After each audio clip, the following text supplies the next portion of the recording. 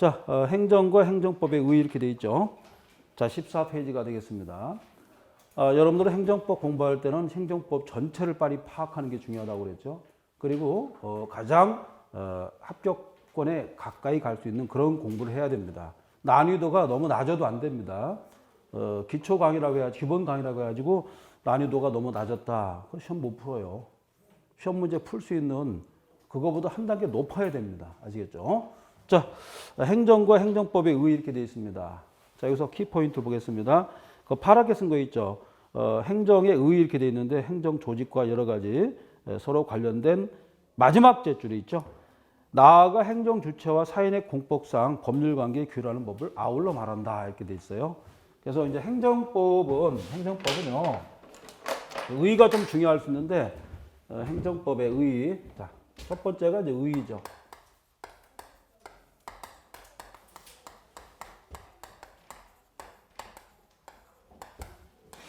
행위다.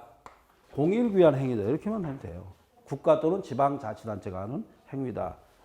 자, 우리 1교시 때 권력적, 그 다음에 일방적 성격을 가지고 있다고 했죠. 기본적으로. 그렇지만 다 그렇진 않다. 행정행위가 모든 것이 다 권력적이지 않습니다. 비권력적 행정행위도 있어요. 알겠죠? 비권력적인 것도 있다. 예를 들어서 행정조사 같은 경우는 권력적인 것도 있지만 비권력도 있습니다. 행정조사는 시험에 안 나와요. 자, 우리가 군무원 시험은 25문제입니다. 나오는 문제만 계속 나와요. 아시겠죠? 벗어날 수가 없습니다. 아시겠죠? 그리고 최근에 문제 흐름이 판례가 좀 나오고 있습니다. 그래서 제가 여러분들한테 이 판례를 파일을 올려드렸죠. 그걸 올려드렸는데 제가 사실 이 판례를 얼마 전에 정리를 했습니다. 500페이지로 정리했어요. 아마 이 노량진에서도 아마 유일하게 제가 정리했을 건데 조만간 이제 출판도 되는데 여러분들이 그거 다 할 필요 없습니다. 군무원 행정법은 판례를 다 공부할 필요 없어요. 가장 중요한 그 판례만 공부하시면 되겠습니다. 다 공부할 필요 없습니다. 중요한 판례 위주로 공부하시면 되겠어요. 알겠죠? 자, 행정법의 성립 이렇게 나와 있을 겁니다. 다 공부하지 마시고요. 권력적, 역사적, 제도적 연유로 성립했다. 줄글 필요도 없습니다. 알겠죠? 자, 스토리 말씀드릴게요. 1789년도에 프랑스 대혁명, 그때 행정법이란 용어가 슬슬 나오기 시작했어요. 한마디로 말해서 행정법은 역사가 짧아요. 역사가 짧습니다. 행정법에 대해서 크게 고민을 안 했습니다. 이게 답이고 점수 문제는 안 나옵니다. 그 다음에 이제 공법과 사법 이렇게 돼 있죠. 공법과 사법 이렇게 나누는데 행정법이 왜 문제가 되느냐? 이게 사법의 이론이 자꾸 들어왔습니다. 공법은 뭐냐면 자, 공법 이거는 국가와 개인에 관한 법이에요. 국가와 개인 간의 관계를 규율하는 법이 공법이에요. 사법은 뭐냐? 사법은 개인과 개인입니다. 개인과 개인의 관계를 규율하는 법이 사법입니다. 끝. 이상 알 필요 없습니다. 아시겠죠? 거기 뭐 국제법 없습니까? 국제법은 공법인데 이것은 국제공법이에요. 우리가 공부하는 부분이 아닙니다. 알겠죠? 자, 여러분들은 지금 시간과 모든 걸 절약을 해가지고 시험에 나올 것을 탁 집어야 돼요. 그렇게 공부를 해야지 너무 포괄적으로 공부할 필요가 없습니다. 아시겠죠? 자, 그래서 이제 공법은 법치주의가 적용된다. 그 다음에 행위규범 위주로 되어 있다. 행위규범도 시험에 나온 적 한 번도 없습니다. 행위규범은 뭐냐면 어떤 사람이 행동할 때 기준이 되는 거 있죠. 준거법이라고 그러죠. 그런 걸 행위규범이라고 그래요. 그 정도. 그 다음에 명령규범과 단속규범이 있습니다. 명령규범은 뭐뭐 하지 마라. 그죠? 예? 예를 들어서 뭐, 술을 팔지 마라. 이런 거. 술 팔면은 영업 정지시키겠다. 뭐 이런 거죠. 이게 이제 명령규범이고 단속규범은 뭡니까? 그렇게 하면 예를 들어서 과징금 때리겠다. 뭐 벌금 때리겠다. 이런 얘기예요. 그 정도만 보시면 되겠고. 그 다음에 사법은 사적자치 원칙이 적용됩니다. 자, 행정법에서는 사법이 조금 들어왔다고 그랬죠. 그래서 가장 대표적인 것이 사법이 쓱 들어온 게 있는데 공법상 계약이라는 게 있어요. 그게 들어왔습니다.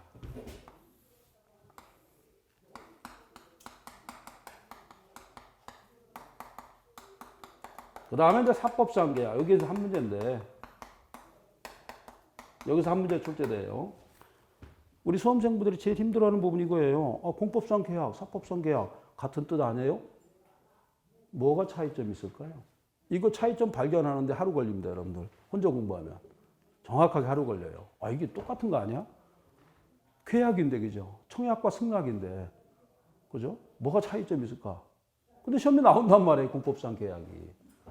자, 공법상 계약은 행정청과, 그죠? 그 다음에 국민 있죠. 일반 국민이 대등한 관계가 아닙니다. 대등한 관계에서 계약을 맺은 게 아니에요. 이게 포인트예요. 국가라든가 지방자치단체가 우월적 입장. 자, 여러분들 이거 서브노트 하시죠? 서브노트 해야 됩니다. 서브노트 하시는 분이 시험 합격해요. 왜? 시험장에 가서 서브노트 보시면은 두세 문제 더 맞아요. 확실하게. 왜? 사람은 자꾸 까먹기 때문에 시험장에서 본 걸 맞춰요. 사람은 그렇게 돼 있어요. 그래서 서브노트를 보시라. 그러니까 그 서브노트 하시고, 그 다음에 여기 이제 제가 여러분들한테 나눠드렸던 이 군무왕 해서 행정법 합격 선물 키 있죠. 서브노트고 요거 두 개를 딱 가져가면 끝나는 거예요. 시험장에. 그리고 이제 문제는 실전 연습 좀 하시면 되고, 문제 연습을 안 했다? 그러면 소용없어요. 이거 돌아오면 답을 해요. 아무리 공부 많이 해도 문제 안 풀면 빵입니다. 빵. 소용없어요. 하나만. 아시겠죠? 자, 여기서 한 문제입니다. 공법상 계약도 청약과 승낙입니다. 이것도 청약 플러스 승낙이에요. 요 놈도 청약 승낙 맞는데 요거는 대등 관계예요. 이건 대등.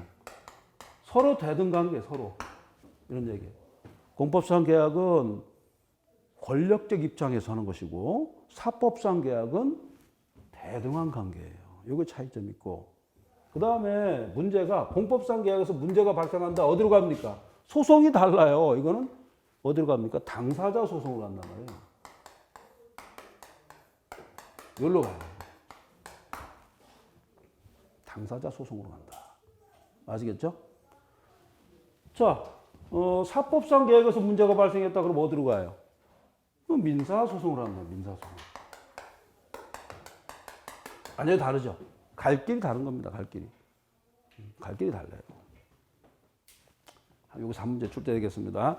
여러분들이 모르는 부분, 이 부분이죠. 부대등적 입장이다. 행정청이 더 높아요. 응? 아시겠죠? 그것만 보면 되겠습니다. 그 다음에 행정의 의 밑에 보겠습니다. 형식적 의미 행정, 실질적 의미 행정 이런 게 있죠. 합격 선물 키. 거기 보시면은 1번이 있습니다. 1번. 1번이 예상 문제죠. 그 1번 나올 확률 몇 프로일까요? 몇 프로겠습니까? 몇 프로쯤 나올 것 같아요, 1번? 0%입니다. 안 나와요. 이거 나올 것 같죠? 안 나와요. 그만큼 이렇게 중요 표시 해놨어도 별거 아닌 거예요. 자, 보세요. 무허가 영업허가 취소, 행정상 강제 징수, 그 다음에 국회 사무총장 직원 임명. 이거 한번 뜯어보겠습니다. 국회 사무총장의 직원 임명이에요. 자, 보세요. 자, 봐요.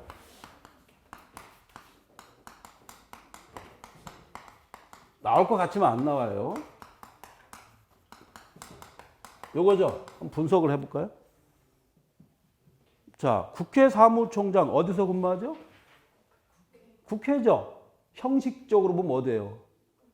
형식적으로 보면 입법이란 말이에요.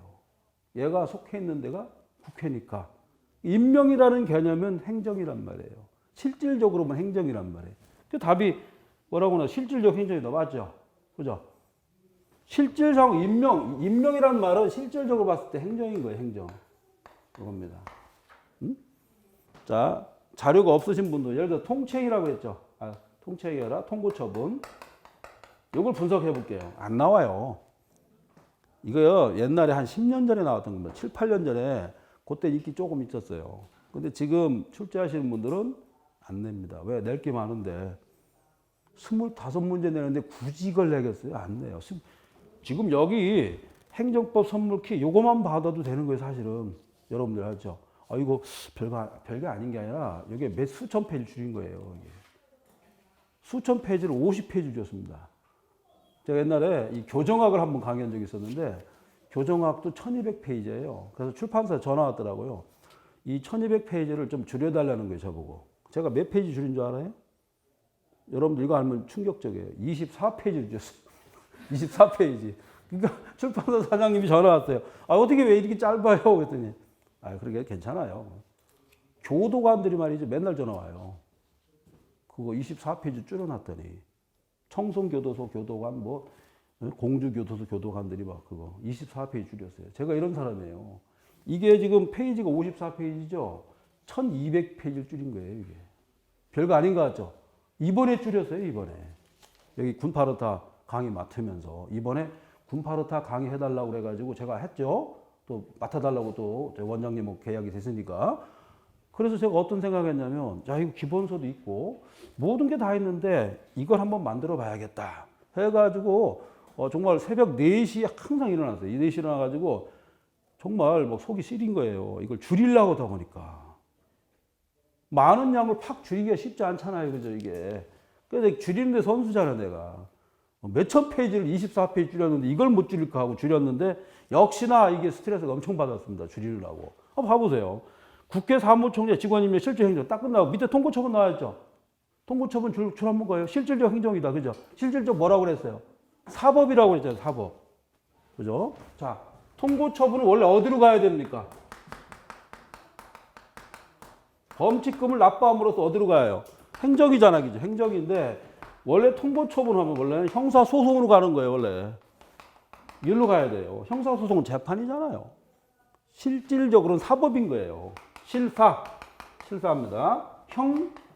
형식적으로 옵니다. 형행, 끝. 예, 이렇게. 알겠죠? 나올 것 같죠? 안 나와요. 왜 안 나오느냐? 뒤에 중요한 게 많은데 이걸 낼 이유가 없죠. 그죠? 뒤에 중요한 게 어마어마한데.